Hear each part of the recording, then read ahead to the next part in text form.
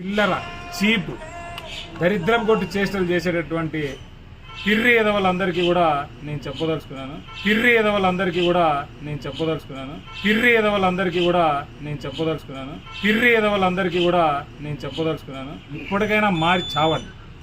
ఇన్నేళ్ళు 35 సంవత్సరాలు ఎవడో ఫేమస్ చేస్తాడని ఊడిగం చేసి చచ్చారు.